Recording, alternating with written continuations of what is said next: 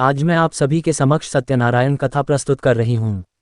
आइए शुरू करते हैं सत्यनारायण कथा। हमारे देश में ज्यादातर लोग पूर्णमासी के दिन सत्यनारायण भगवान का व्रत करते हैं। श्री सत्यनारायण कथा प्रथम अध्याय। एक समय की बात है, नैशिरण्य तीर्थ में शनिकादि 88,000 ऋषियों ने श्री सूत जी से पूछा, है प्रभु, इस कलयुग में वेद विद्या रहित मनुष्यों को प्रभु भक्ति किस प्रकार मिल सकती है तथा उनका उद्धार कैसे होगा?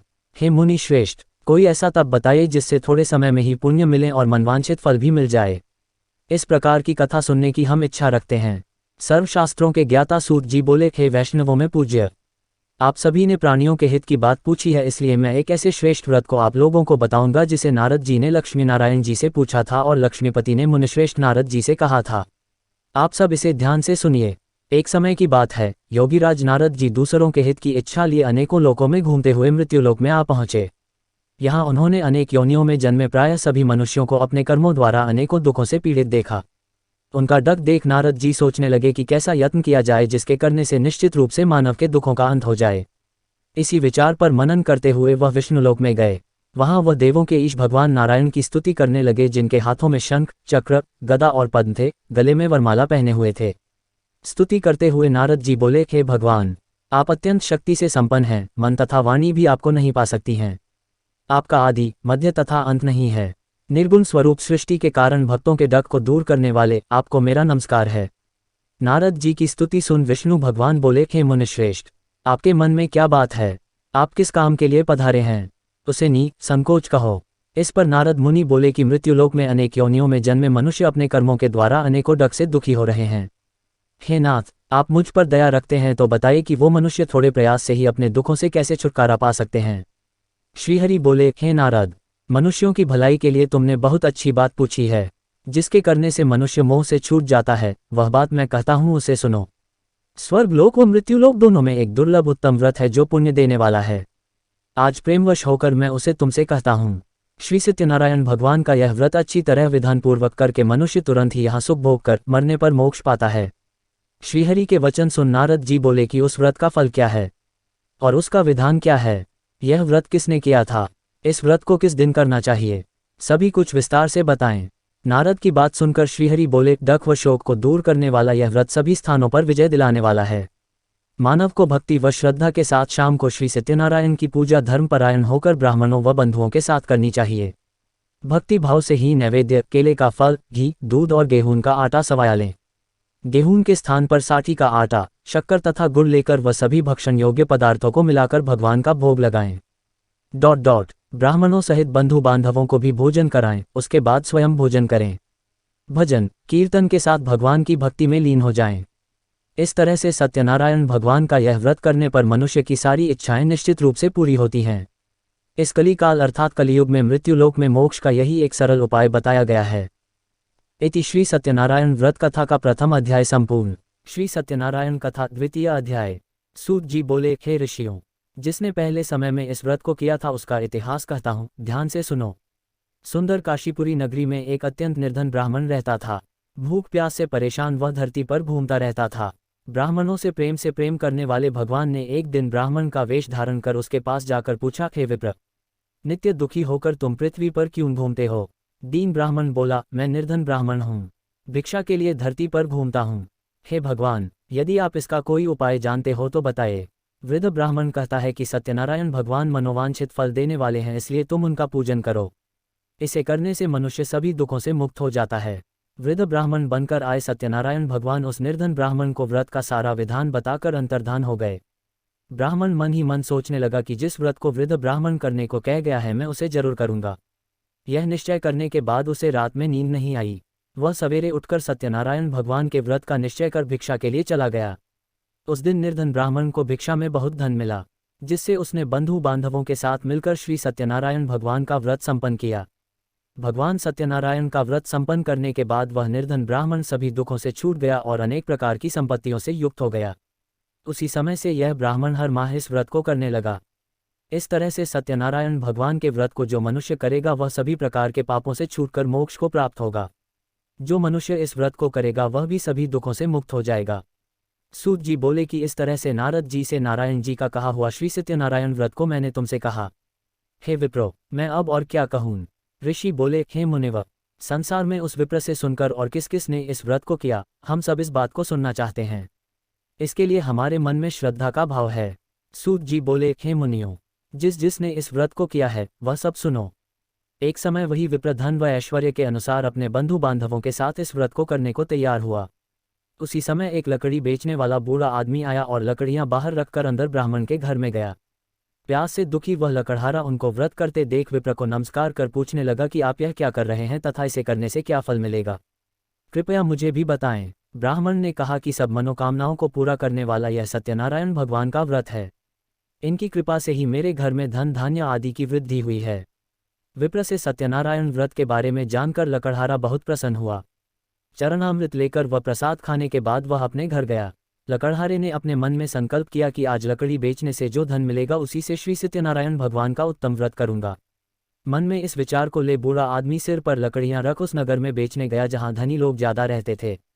उस नगर में उसे अपनी लकड़ियों का दाम पहले से 4 गुना अधिक मिलता है। बूढ़ा प्रसन्नता के साथ दाम लेकर केले, शक्कर, घी, दूध, दही और गेहूं का आटा ले और सत्यनारायण भगवान के व्रत की अन्य सामग्रियां लेकर अपने घर गया।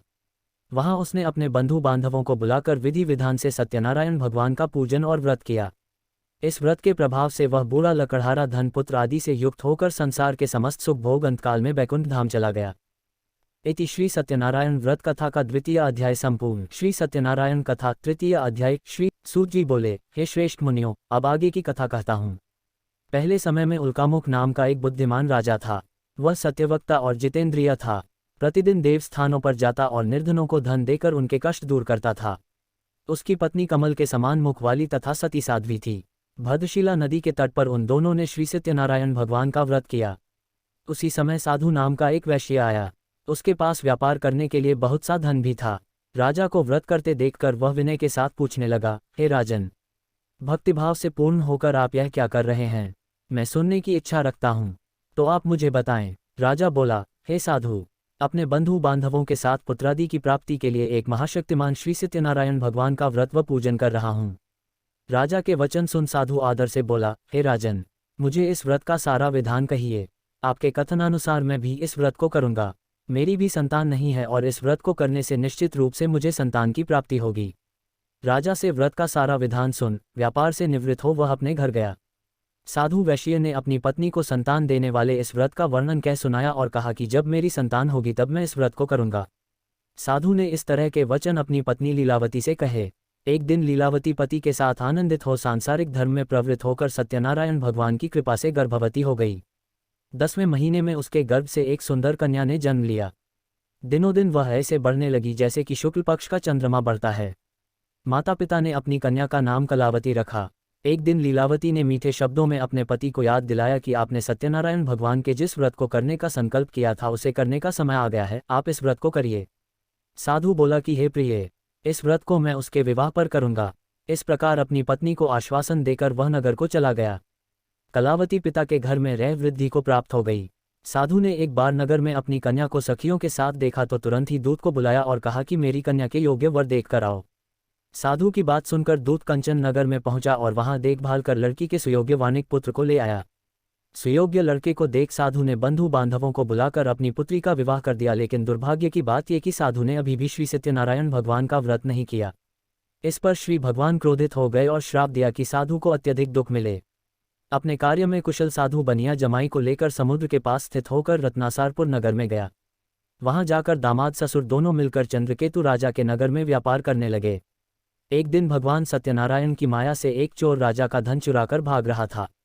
उसने राजा के सिपाहियों को अपना पीछा करते देख चुराया हुआ धन वहां रख दिया जहां साधु अपने जमाई के साथ ठहरा हुआ था। राजा के सिपाहियों ने साधु वैश्य के पास राजा का धन पड़ा देखा तो वह ससुर जमाई दोनों को बांधकर प्रसन्नता से राजा के पास ले गए और कहा कि उन दोनों चोरों हम पकड़ लाए हैं, आप आगे की कार्यवाही की आज्ञा दें। राजा की आज्ञा से उन दोनों को कठिन कारावास में डाल दिया गया और उनका सारा धन भी उनसे छीन लिया गया। श्री सत्यनारायण भगवान से श्राप से साधु की पत्नी भी बहुत दुखी हुई। घर में जो धन रखा था उसे चोर चुरा ले गए। शारीरिक तथा मानसिक पीड़ा व भूख प्यास से अति दुखी हो अन्न की चिंता में कलावती के ब्राह्मण के घर गई। वहां उसने श्री सत्यनारायण भगवान का व्रत होते देखा, फिर कथा भी सुनी। वह प्रसाद ग्रहण कर वह रात को घर वापस आई। माता के कलावती से पूछा कि हे पुत्री, अब तक तुम कहाँ थी? तेरे मन में क्या है? कलावती ने अपनी माता से कहा, हे माता, मैंने एक ब्राह्मण के घर में श्री सत्यनारायण भगवान का व्रत देखा है। कन्या के वचन सुन लीलावती भगवान के पूजन की तैयारी करने लगी। लीलावती ने परिवार व बंधुओं सहित सत्यनारायण भगवान का पूजन किया और उनसे वर मांगा कि मेरे पति तथा जमाई शीघ्र घर आ जाएं। साथ ही यह भी प्रार्थना की कि हम सबका अपराध क्षमा करें। श्री सत्यनारायण भगवान इस व्रत से संतुष्ट हो गए और राजा चंद्रकेतु को सपने में दर्शन दे कहा कि हे राजन, तुम उन दोनों वैश्यों को छोड़ दो और तुमने उनका जो धन लिया है उसे वापस कर दो। अगर ऐसा नहीं किया तो मैं तुम्हारा धन, राज्य व संतान सभी को नष्ट कर दूंगा। राजा को यह सब कहकर वह अंतर्धान हो गए। प्रातःकाल सभा में राजा ने अपना सपना सुनाया, फिर बोले कि बनिक पुत्रों को कैद से मुक्त कर सभा में लाओ। दोनों ने आते ही राजा को प्रणाम किया। राजा मीठी वाणी में बोला, हे महानुभावों, भाग्यवश ऐसा कठिन दुख तुम्हें प्राप्त हुआ है, लेकिन अब तुम्हें कोई भय नहीं है। ऐसा कह राजा ने उन दोनों को नए वस्त्राभूषण भी पहनाए और जितना धन उनका लिया था उससे दुगुना धन वापस कर दिया। दोनों वैश्य अपने घर को चल दिए। इति श्री सत्यनारायण व्रत कथा का 3य अध्याय संपूर्ण। श्री सत्यनारायण कथा 4th अध्याय। सूत जी बोले, वैश्य ने मंगलाचार कर अपनी यात्रा आरंभ की और अपने नगर की ओर चल दिए। उनके थोड़ी दूर जाने पर एक दंडी वेशधारी श्री सत्यनारायण ने उनसे पूछा, हे साधु, तेरी नाव में क्या है? अभिमानी वणिक हंसता हुआ बोला, हे दंडी, आप क्यों पूछते हो? क्या धन लेने की इच्छा है? मेरी नाव में तो बेल व पत्ते भरे हुए हैं। वैश्य के कठोर वचन सुन भगवान बोले, तुम्हारा वचन सत्य हो। दंडी ऐसे वचन कह वहां से दूर चले गए। कुछ दूर जाकर समुद्र के किनारे बैठ गए। दंडी के जाने के बाद साधु वैश्य ने नित्य क्रिया के पश्चात नाव को ऊंची उठते देखकर अचंभा माना और नाव में बेलपत्ते आदि देख वह मूर्छित हो जमीन पर गिर पड़ा। मूर्छा खुलने पर वह अत्यंत शोक में डूब गया। तब उसका दामाद बोला कि आप शोक न मनाएं, यह दंडी का शाप है, इसलिए हमें उनकी शरण में जाना चाहिए, तभी हमारी मनोकामना पूरी होगी। दामाद की बात सुनकर वह दंडी के पास पहुंचा और अत्यंत भक्तिभाव नमस्कार करके बोला, मैंने आपसे जो सत्य वचन कहे थे उनके लिए मुझे क्षमा दें। ऐसा कहकर महान शोकातुर हो रोने लगा। तब दंडी भगवान बोले, हे वणिक पुत्र, मेरी आज्ञा से बार बार तुम्हें दुख प्राप्त हुआ है, तो मेरी पूजा से विमुख हुआ। साधु बोला, हे भगवान, आपकी माया से ब्रह्मा आदि देवता भी आपके रूप को नहीं जानते, तब मैं अज्ञानी कैसे जान सकता हूँ? आप प्रसन्न होइए, अब मैं सामर्थ्य के अनुसार आपकी पूजा करूंगा। मेरी रक्षा करो और पहले के समान नौक में धन भर दो। साधु वैश्य के भक्तिपूर्वक वचन सुनकर भगवान प्रसन्न हो गए और उसकी इच्छानुसार वरदान देकर अंतर्धान हो गए। ससुर जमाई जब नाव पर आए तो नाव धन से भरी हुई थी। फिर वहीं अपने अन्य साथियों के साथ सत्यनारायण भगवान का पूजन कर अपने नगर को चल दिए। जब नगर के नजदीक पहुंचे तो दूत को घर पर खबर करने के लिए भेज दिया। दूत साधु की पत्नी को प्रणाम कर कहता है कि मालिक अपने दामाद सहित नगर के निकट आ गए हैं। दूत की बात सुन साधु की पत्नी लीलावती ने बड़े हर्ष के साथ सत्यनारायण भगवान का पूजन कर अपनी पुत्री कलावती से कहा कि मैं अपने पति के दर्शन को जाती हूँ, तू कार्य पूर्ण कर शीघ्र आ जा। माता के ऐसे वचन सुन कलावती जल्दी में प्रसाद छोड़ अपने पति के पास चली गई। प्रसाद की अवज्ञा के कारण श्री सत्यनारायण भगवान रुष्ट हो गए और नाव सहित उसके पति को पानी में डुबो दिया। कलावती अपने पति को वहां न पाकर रोती हुई जमीन पर गिर गई। नौक को डूबा हुआ देख व कन्या को रोता देख साधु दुखी होकर बोला कि हे प्रभु, मुझसे तथा मेरे परिवार से जो भूल हुई है उससे क्षमा करें। साधु के दीन वचन सुनकर श्री सत्यनारायण भगवान प्रसन्न हो गए और आकाशवाणी हुई, हे साधु, तेरी कन्या मेरे प्रसाद को छोड़कर आई है, इसलिए उसका पति अदृश्य हो गया है। यदि वह घर जाकर प्रसाद खाकर लौटती है तो इसे इसका पति अवश्य मिलेगा। ऐसी आकाशवाणी सुन कलावती घर पहुंचकर प्रसाद खाती है और फिर आकर अपने पति के दर्शन करती है। उसके बाद साधु अपने बंधु बांधवों सहित श्री सत्यनारायण भगवान का विधि विधान से पूजन करता है। इस लोक का सुख भोग वह अंत में स्वर्ग जाता है। इति श्री सत्यनारायण व्रत कथा का 4th अध्याय संपूर्ण।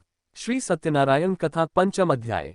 सूत जी बोले, हे ऋषियों, मैं और भी एक कथा सुनाता हूँ, उसे भी ध्यानपूर्वक सुनो। प्रजापालन में लीन तुंगध्वज नाम का एक राजा था। उसने भी भगवान का प्रसाद त्याग कर बहुत ही दुख सहन किया। एक बार वन में जाकर वन्य पशुओं को मारकर वह बढ़ के पेड़ के नीचे आया। वहां उसने ग्वालों को भक्ति भाव से अपने बंधुओं सहित सत्यनारायण भगवान का पूजन करते देखा।